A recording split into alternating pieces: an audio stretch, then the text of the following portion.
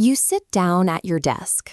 You have one important task to finish today, but instead of starting, you open a new tab, then another. You check your phone, tidy your workspace, and reply to a trivial email. By mid-afternoon, you feel entirely exhausted, yet a restless, gnawing anxiety tells you that you've actively avoided the very thing you needed to do. 4th-century desert monks in Egypt described this exact state as a psychological affliction called acedia, or the noonday demon. This paralyzing spiritual fatigue struck during the hottest hours of the day, making their cells feel unbearable and their sacred duties impossible to perform. Overcoming this condition requires a specific historical toolkit. Over the next few minutes, we are going to build a 3-step daily endurance framework.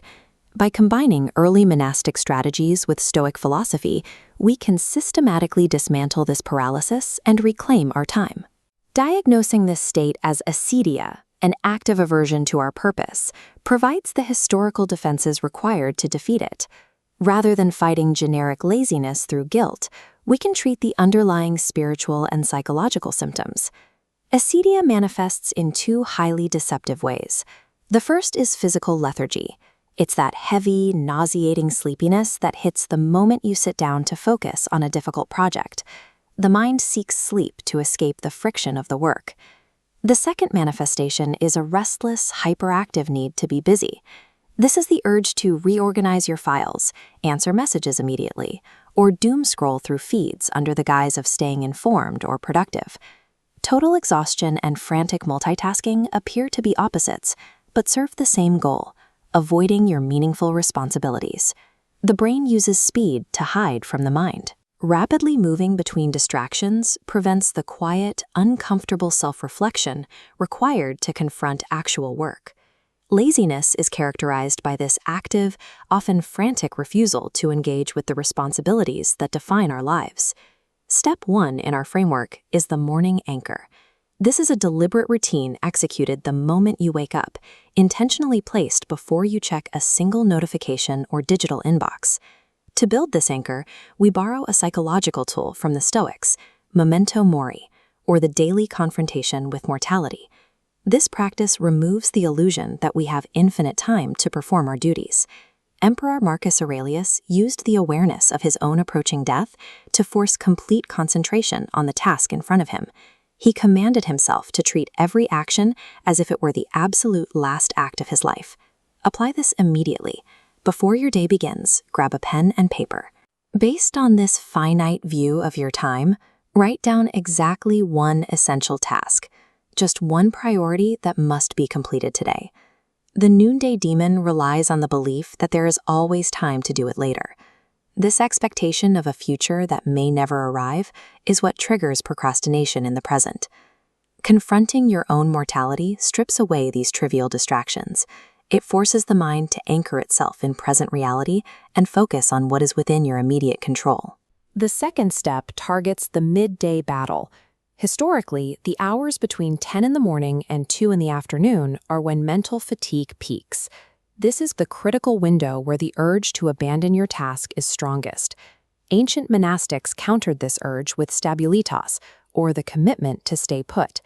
Even when the heat and boredom made their work feel unbearable, they remained at their posts. When you hit this wall, you must do the same. Sit entirely still. Allow yourself to experience profound boredom rather than opening a new tab or checking your phone. Do not allow your mind to escape the friction. If staying put feels paralyzing, use the one-dish technique. When a project feels too massive to confront, commit to a single, tiny physical movement, like washing just one dish or writing just one sentence. Scaling a task down to its smallest physical component bypasses emotional resistance. By framing the action as a minor commitment, you initiate momentum without triggering the avoidance that usually follows a major task. Once physical momentum is initiated, the body's internal resistance naturally dissolves. This small commitment creates the bridge from passive inertia to disciplined action.